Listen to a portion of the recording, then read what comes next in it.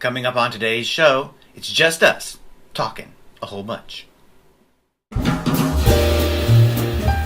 Welcome to the Big Gay Fiction Podcast, the show for readers and writers of gay romance fiction. If you can read it, write it, watch it, or listen to it, these two guys are going to talk about it. Now, here are your hosts, Jeff Adams and Will Knaus. Welcome to episode number 31 of Jeff and Will's Big Gay Fiction Podcast. I'm Jeff from JeffAdamsWrites.com. And I'm Will from willknaus.com. Actually, it's going to be more than just us. We do have one contributor segment. Yes. But mostly, it's just us blabbering on incoherently for an hour. I don't know. A, we will try to be coherent. Yes. And two... That's always a good, yeah. See, Yeah, there's there's the incoherent thing. Yeah. And second, we'll try to bring it in under an hour. But we've been so jam-packed lately with good stuff. Valuable content for our trusted and beloved listeners. Exactly. So hopefully we'll keep that going even though it is just us. Just us. Okay, talk about your writing accomplishments. Yeah, so it's been a fairly good week. I didn't get as far as I wanted to. I mentioned last week that my goal was to get the Mackinac Island story fully done in first draft. Mm-hmm. Not quite there. The day job, threw a couple curveballs in the morning. It did. Plus, we recorded a whole bunch of content this week for the podcast during the morning hours. Well, you recorded a bunch of content. Well, the podcast gets the royal we. We do stuff for the podcast. You worked your butt off on the podcast this week. For some good stuff that we'll actually talk about a little later on Yeah. as we close out the show. But the Mackinac Island draft, I did write 9,500 words on it, including a little bit this morning while we were hanging out making breakfast. Mm-hmm. And so that really should wrap up tomorrow. That would be awesome. Little bit more today, I think, after I get the podcast produced. And tomorrow morning should wrap up that first draft. Okay. I just have a chapter and a half left to go. And then Codename Winger needs to get its summary written this week, and then that will be off to the publisher for review. So a lot of stuff should start kind of clicking into place this week to get stuff done, which is awesome. Yay. Yeah. Yay, Rob. Good job. Yay. So also, good job to Tammy Middleton. Mm-hmm. We heard back from her with the author sign-off for Autism Awareness auction. Made over $3,000 this year, which is pretty awesome. Yeah. All of that went to Autism Speaks, and she wanted us to send along a thanks to all the authors and publishers who donated items this year, and of course to everyone who bid to make it such a successful year this year. Great job, everyone who bid, and thank you, Tammy, for putting on this pretty awesome event. Yeah, we look forward to doing more next year with that. Yeah, good stuff. Yeah. So you finished a book this week. I did finish a book. I finished, I have actually, I'm a little ahead on my reading at the moment. I have read both of the Dreamspun Desires for this month. Last week I mentioned, I can't remember the name of it. You mentioned Ariel's last week. Mentioned it. The Unstable Stud. Look towards the back, I believe. I'm not prepared. Wait. It's coming in June. I don't remember. Okay. I've read the other... You read MJ's. Yes! That was MJ's book. You talked about Ariel's and MJ's last week. That's right. I read MJ's book, which I really, really enjoyed. And this week, I read Nicki Bennett's The Cattle Baron's Bogus Boyfriend. And I love the alliteration in that title. I'm sorry, but I do. Pretty damn awesome. Anyway, I read this one this week. It is a classic boss secretary romance concerning a Texan cattle baron and his secretary, a nice guy named Jonah. And they end up falling for each other. And towards the end of the book, there is a classic big misunderstanding, which leads to some rather ridiculous choices, which kind of come out of left field, but then by the end, those choices make sense and everyone ends up happily ever after. So I really, really enjoyed this one. Thank you, Nicki Bennett, for penning a really great read. I highly recommend it. Cool. I'll be picking that one up soon. Yes. I'm reading some stuff for some people we've got who want to come on the podcast, so I'm trying to do some podcast reading. So I'm a little outside the Dreamspun Desires at the moment, but I'll get back over there. Cool. Tony nominations came out this week. Tonys! And of course... And what are the Tonys? The Tonys are the Oscars for theater. yes. Well, specifically for Broadway. Yes. They honor the best of Broadway in a season that spans from June 1st of 2015 to... Essentially now. Essentially right now. Yeah. So the shows that we saw in April wrapped up the season of Broadway. Shuffle Along, if I'm not mistaken, was the last of the shows to open officially. Big congratulations to Hamilton with a record-setting 16 nominations. Sadly, we've yet to see Hamilton.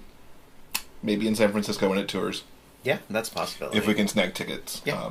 Because it was we couldn't get tickets when we were there in April, and so we're holding out for that. But we're big fans of Lin-Manuel Miranda, so congratulations. Loved In the Heights, and he's very deserving on this one.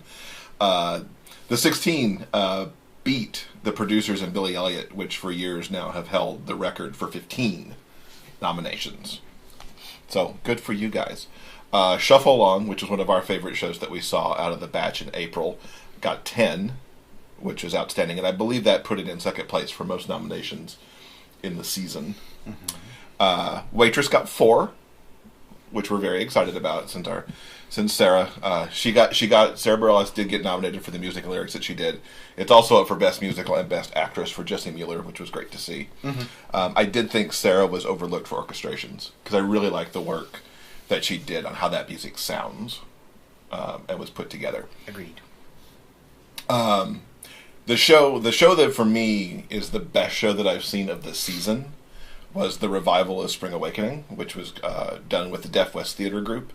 This took Duncan Sheik's musical from, I believe, around 2005, 2006, early 2000s, middle 2000s somewhere, and really elevated it up to a new level with the introduction of deaf actors playing deaf characters. It was absolutely mesmerizing. It was nominated for Best Musical Revival and Best Director for Michael Arden, who managed to put that stunning production together. I was highly disappointed that Spencer Liff, who people may know from So You Think You Could Dance, because he does show up there as a choreographer periodically, he did some amazing work with the movement, the dance, melding in the sign language to the whole thing. And it was so powerful, this production, that even all the stuff that we saw in April that was so good, this is the show that sticks with me the most, back from when I saw it in September. This production of Spring Awakening will tour starting in early 2017.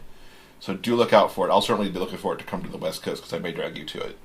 Because I know you didn't like the show all that well the first time. You didn't like the book mostly, you liked the music, as I recall. But this production I think you would find pretty extraordinary. Okay. Tony Awards will be handed out Sunday, June 12th at 8 o'clock Eastern Time on CBS. It should be an interesting show. I think in past... the Broadway seasons tend to go in cycles. Yes, they do. Sometimes there's just, one amazing thing right after another. And then some seasons are kind of, dry spells. Mm-hmm. They're okay. And I think we've had a couple of okay seasons the last couple of years. Yeah, you started to see it go on an upswing last year with a couple of big shows that opened. Yeah. But this year I think is really... And, okay seasons mean, a generally, okay Tony Awards. I haven't been particularly interested in watching the Tony Awards the last couple of years. Mm-hmm. But this show should be pretty damn good.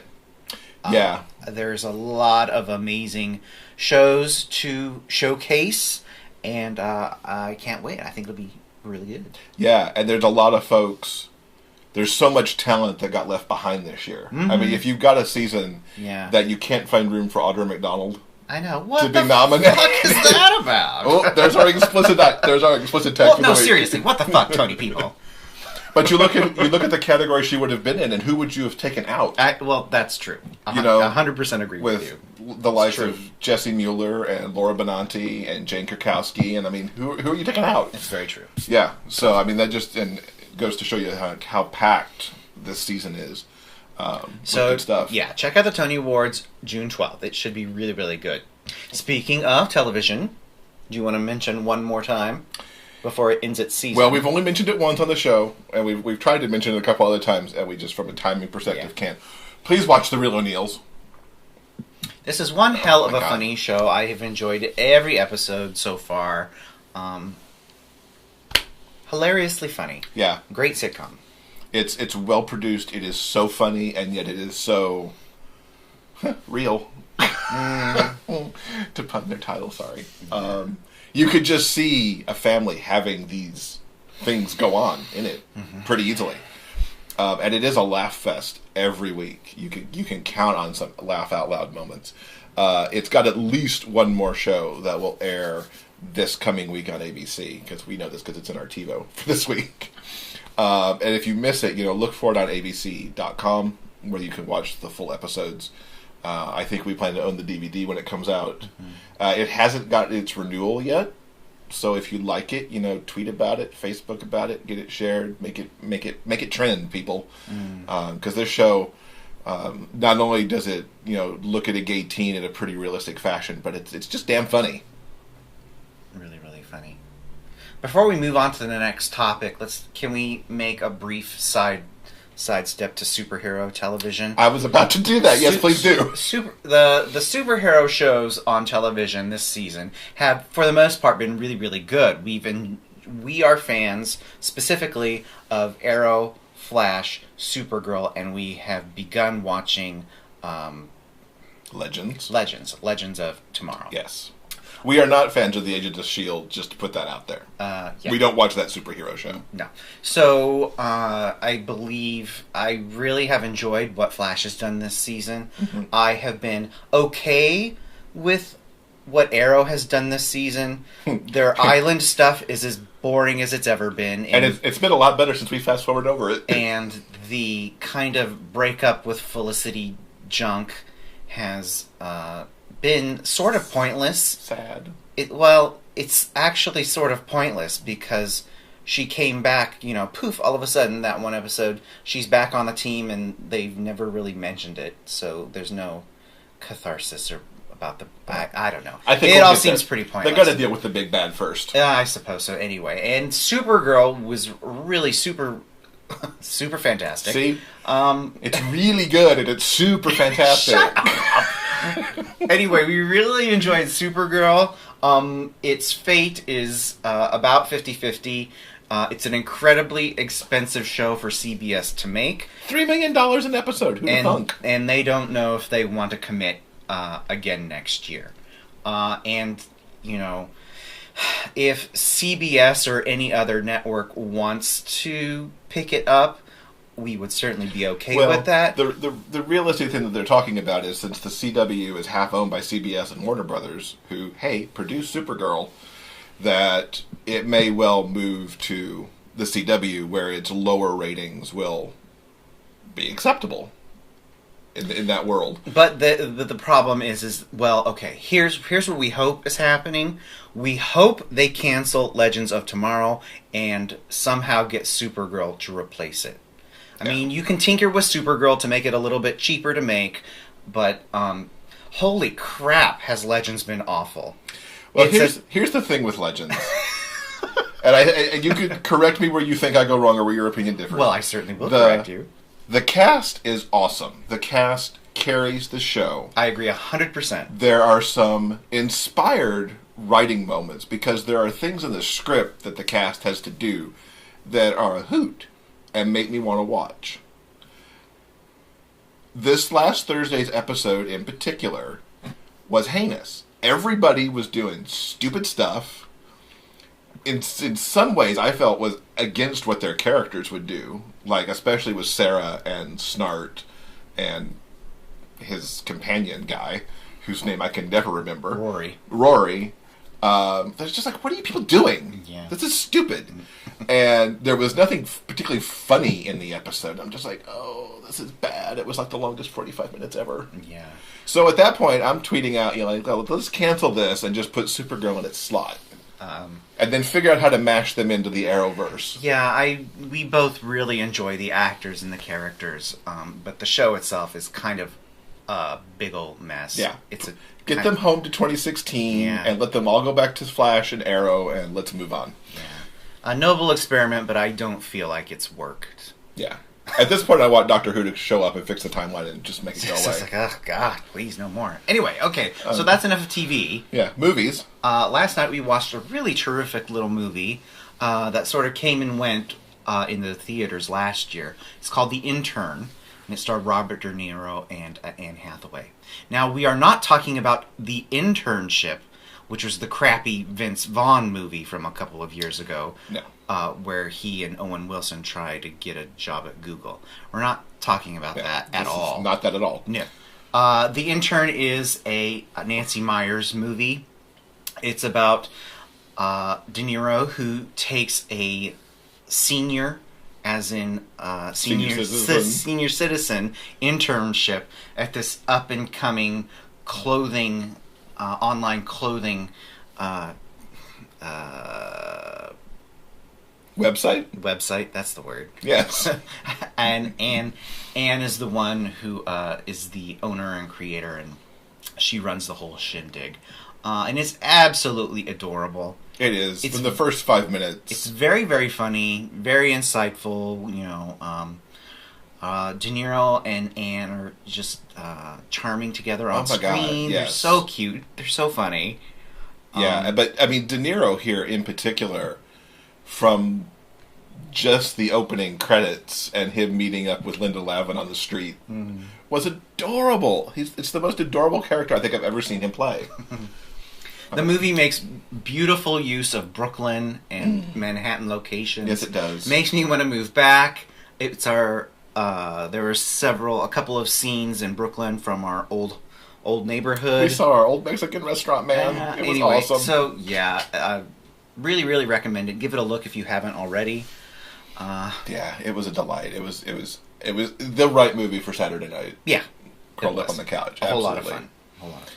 So another announcement that we've come across that we're excited about is that Kevin Keller, who is one of Archie's friends in the comic world, is coming back. He was introduced in Archie Comics a few years ago.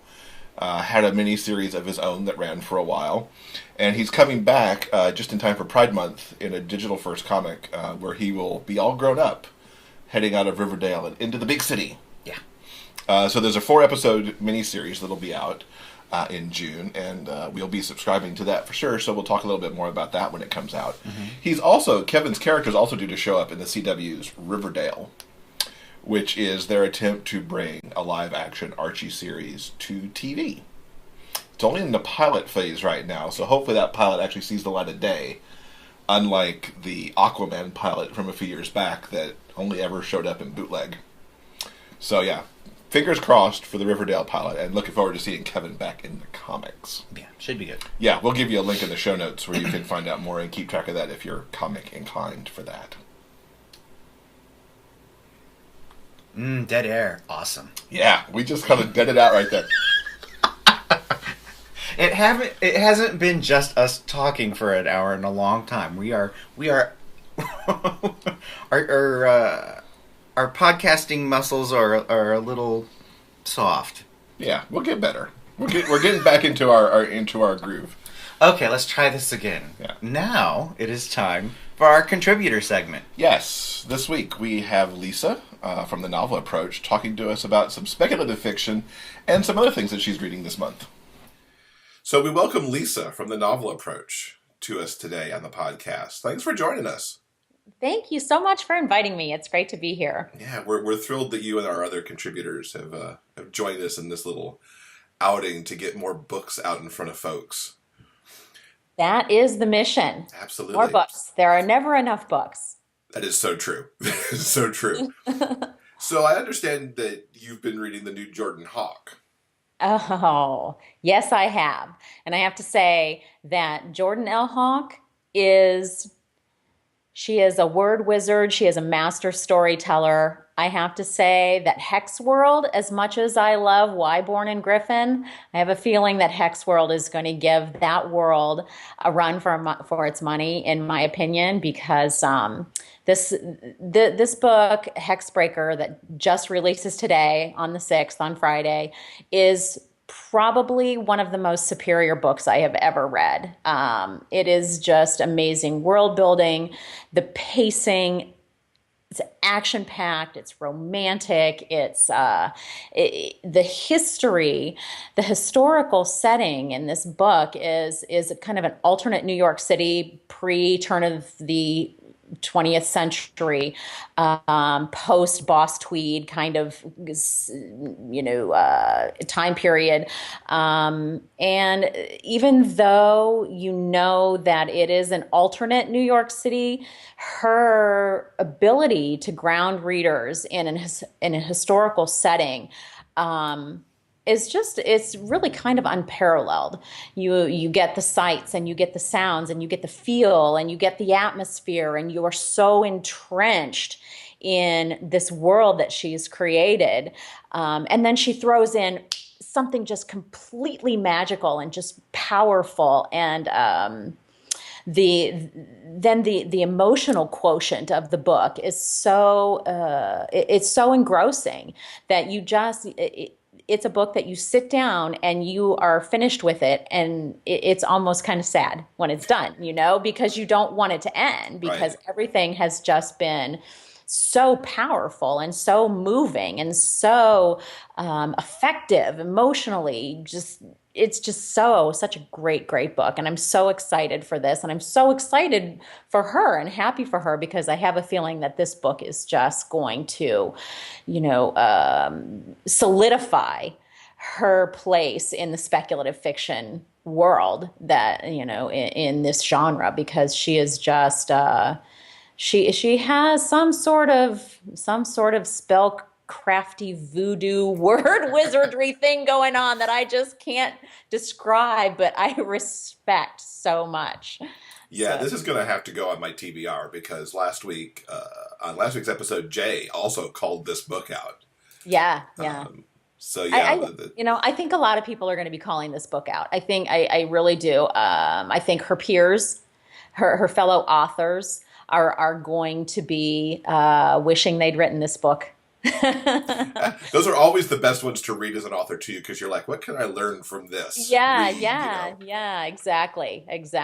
It's as I don't know the first thing about writing a book, but as a reader, I can say that this book just really elevated. It really elevates her in this genre as a huge contributor and a major player. That's awesome. Awesome. So what else are you reading that you want to give our listeners a clue to? You know what? My next book that I'm really super excited about coming out is May 17th, Andrea Speed's Infected Holiday Special. This is another speculative fiction series, urban fantasy, complete pure urban fantasy, that if anybody has been following this series from book one, it goes 8 novels and a novella. And if you've been following these characters and their lives and their losses and their loves, I think this is a real treat. I think this is Andrea's way of saying thank you so much for following these people, because she gives us little snippets from holidays varying from Yom Kippur to Arbor Day. I mean, she just, and this is her sense of humor, which I adore. She gives us the snippets of all of the characters, but the linchpin of every single story is how Roan, the lion virus child within this universe, he's the fulcrum that brings all of these people together. And I think that it's kind of fun that this is so, because he is the king of his jungle. He is unique to his world. There is no one else in his world like him. And he's kind of a nerd. He's a punk, kind of a post-punk nerdy guy, sarcastic, got a little bit of a chip on his shoulder, but the people who are drawn to him love him for who he is. And he kind of he's an orphan child, but yet he has this family of this adopted family of people who love him and protect him, and and it's a really neat world that she's built around this oddball character who shouldn't even be alive. You don't know, and I said this again in my review, so I'm going to be rehashing this, but I said you don't know whether he's a ticking time bomb or a walking miracle. Because of the world that she's created for him. He shouldn't exist. Yet he does, and he keeps existing, and he keeps evolving. And every time he evolves, you don't know whether the next evolution is going to be his death sentence or his life sentence. It's such a neat world, So that's another one I'm really excited about. And you said that's May 17th, right? It's May 17th. Yes. And then we were chatting about this, and I'm just going to bring it up. On May 25th, I have on my reading list Charlie David's re-release of Mulligans. So I'm really excited to get into that and see, having read Shadowlands and absolutely respected every single story within that anthology of short stories. I'm really looking forward to digging into Mulligans too, and getting a little bit more of a realism, whereas Shadowlands is complete, mythology, fantasy, bordering on poetic sort of writing, everything from a kind of a retelling of Ovid's Pygmalion to things that go bump in the night kind of stories. So it'll be interesting to get the little dash of realism in his writing and see how that's going to play out as well. So I'm excited about that. That one's on May 25th. Yeah, so it's going to be Charlie will actually be on the podcast that week to talk about Mulligans. Yes, absolutely. So yeah, we got to get everybody to watch that. Because like we were talking about, I don't think a lot of people realize that, he's so multi-talented, that he's not only an actor and a voice narrator, but he's also a really brilliant writer. So May is going to be a great month. We got a great month of books coming up. So get people ready for beach read season. Pardon? Get people ready for beach read season. Exactly. And these are the kind of months that I love, when there are so many fabulous books coming out, but it also makes it hard when you come to the end of the month and have to pick that book of the month, the one that just really transported you. I'm reading another one right now, as a matter of fact, brand new author, I believe, actually, brand new author to me. She wrote a book called What Boys Are Made Of, and it's a dystopian post-Second Civil War setting. I'm only about halfway through it, but I think S. Hunter Nisbet, she's going to be one to watch if I can put that little plug in at least halfway through. This book is really phenomenal. So yeah, it's going to be a tough month for picking a book of the month in May. That's a good month to have, though. Yeah, absolutely. So we should all have so many problems, right? Exactly. Well, Lisa, thank you so much for joining us. Well, thank you for having me. Folks can find your reviews at thenovelapproach.com, and we'll see you back here in a few weeks to talk to us again. Thank you, Lisa. Those sound like some really interesting recommendations. Yeah, it's really awesome that Jordan Hawke's getting called out so much. Mm-hmm. Most definitely. Yeah. Good job, Jordan. So, with no interview this week, we're filling our middle space here with some stuff that's kind of been on our minds lately. Stuff. We often refer to other podcasts on this show to kind of throw out things that we pick up from shows. And there's been a couple recently that have talked about authors using and starting to use video. Mm-hmm. Now, we've been doing that for a little bit here because there's always the video component to the podcast. Yeah. And even before that, I kind of had a vlog going that was kind of like my stepping in, putting my toes into the video pool, as it were, and starting to build the YouTube channel a little bit. But both the Creative Pen podcast and Simon Whistler's Rocking Self-Publishing podcast within the past couple of weeks have both talked about the usefulness of video for authors, and particularly in getting onto YouTube, because YouTube can be a powerful search engine on its own for discoverability purposes. Mm-hmm. So with Creative Pen, in her Joanna Penn's episode number 264 with Michael Laron, he really focused in on YouTube quite extensively as a social media platform there. He says that for fiction authors, this can really distinguish yourself in the marketplace if you actually asked somebody today, and I'll ask you this question in a moment, do you know a fiction author that does video? And even within the podcast, there was really Joanna Penn, who do a lot of video with her podcast and for stuff that supports her fiction writing. But also John Green was called out for the podcast, or the vlog rather, that he does with his brother. Can you think of any others? Because off the top of my head, even listening to that podcast, I couldn't necessarily point to anybody else and say, well, this author does video a lot. Fiction authors, no. There are some nonfiction authors who use the video platforms extensively that I know of and that I subscribe to. But it's sort of the...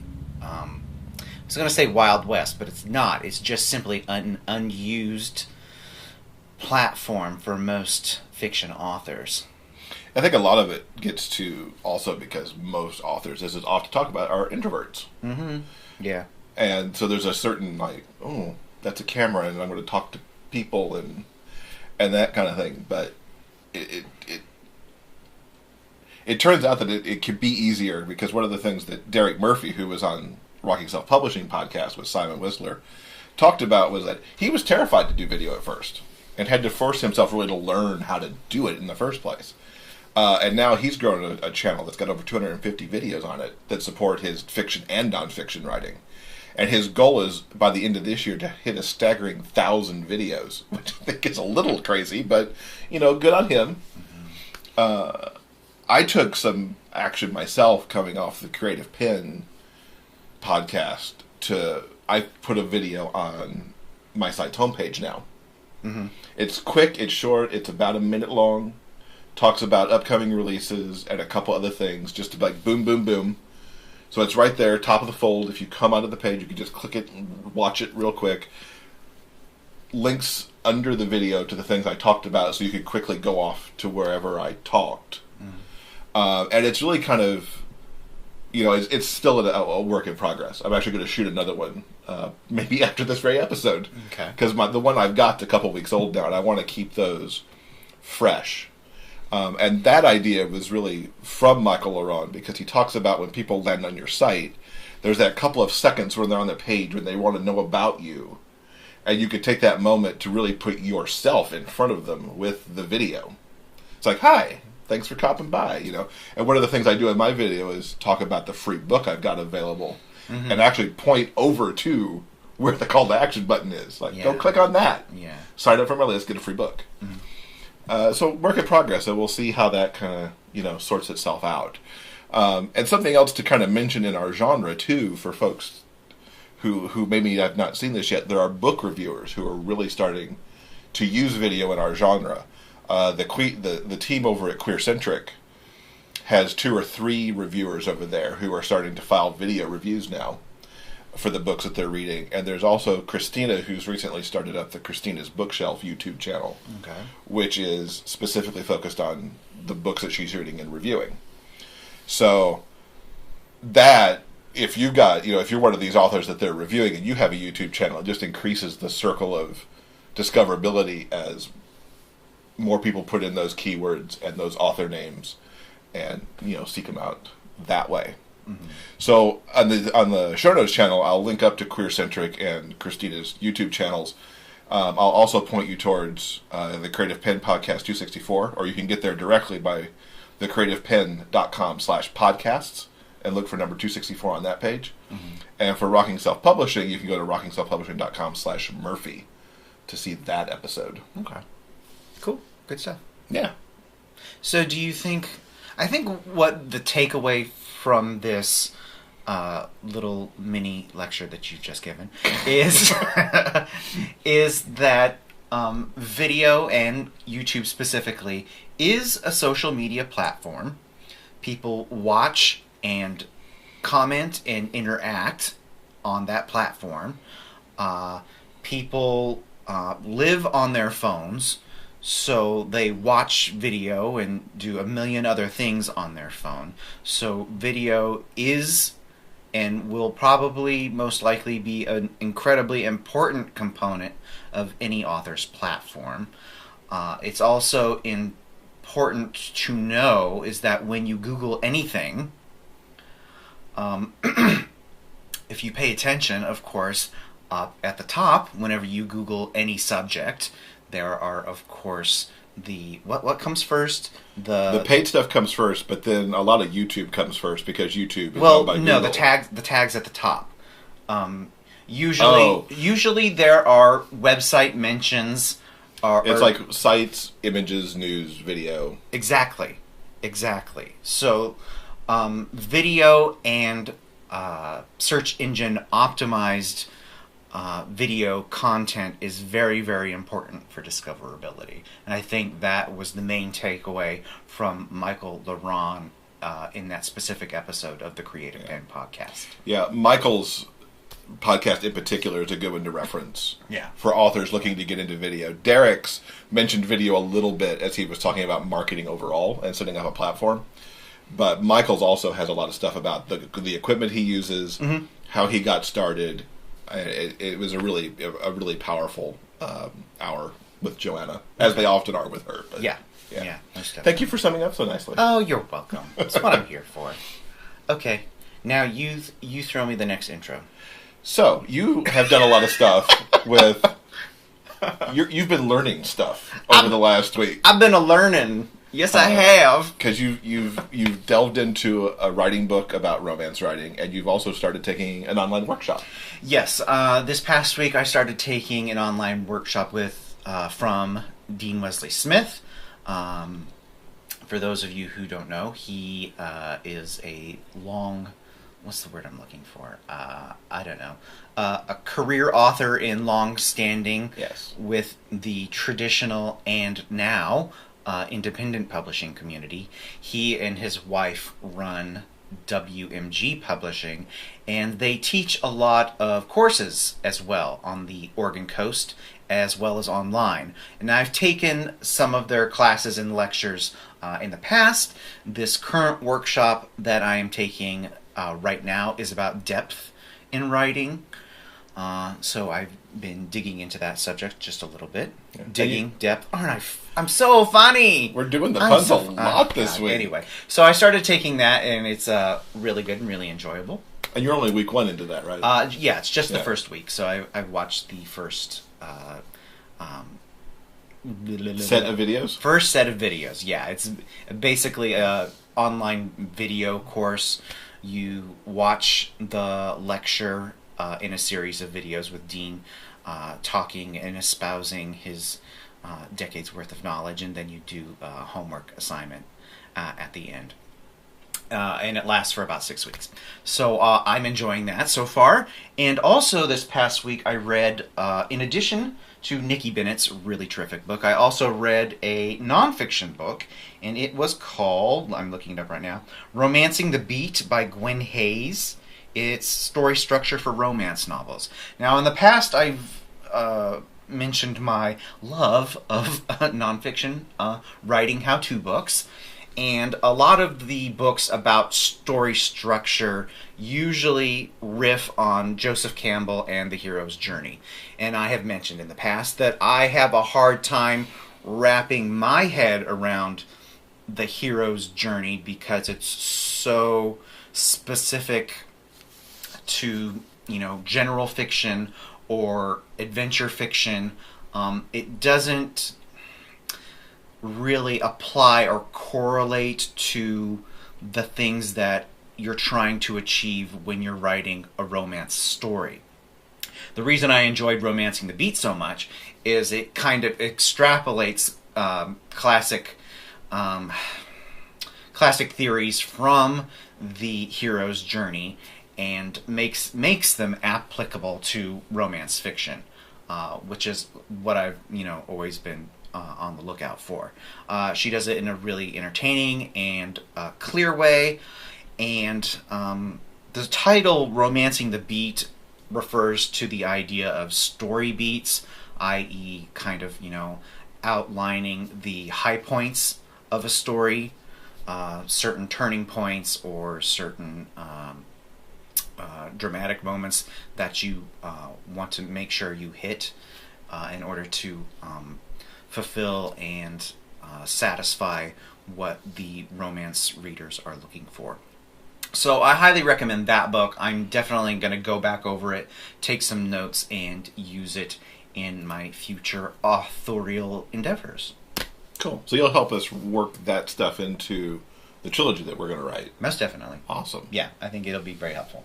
Awesome. So we'll have a link in the show notes to Romancing the Beat, so you can pick it up on Amazon if you're so inclined, as well as a link over so that you can check out Dean Wesley Smith's and WMG Publishing's vast array of things overall. Their offerings, yes. They have a ton of offerings, both in terms of fiction if you want to read, and good tools and advice for authors as well. Yeah, they do.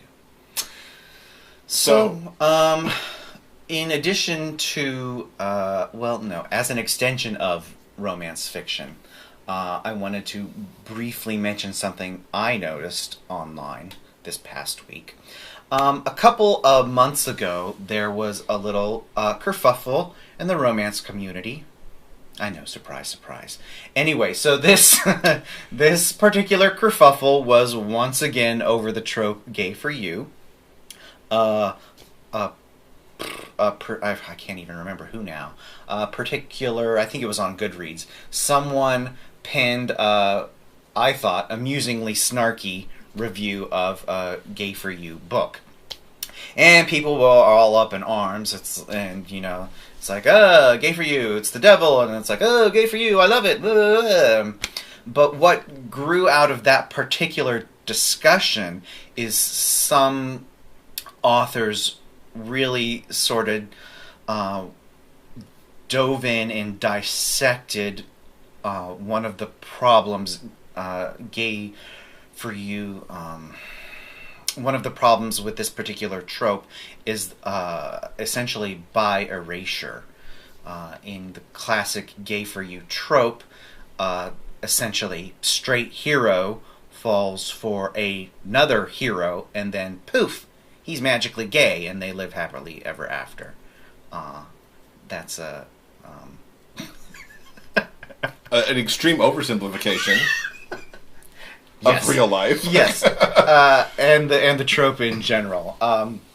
I don't personally love "Gay for You," but I think what this particular discussion brought up was that "Gay for You" simply makes the assumption that bisexuality doesn't exist.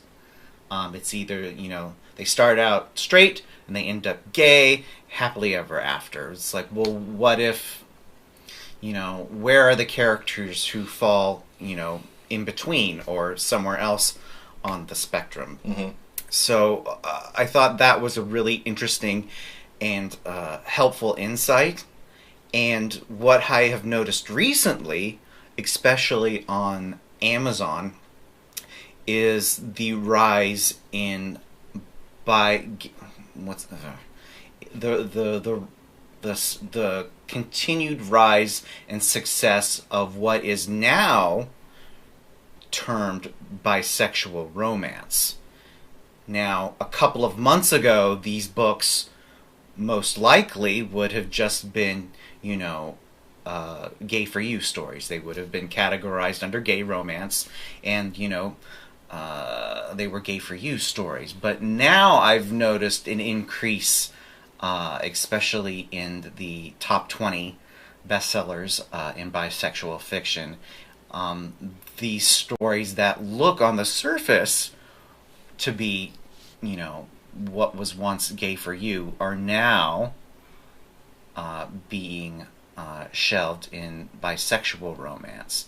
And now maybe this is a crass way to exploit readers who are looking for bisexual fiction, or maybe it's a natural progression of the genre.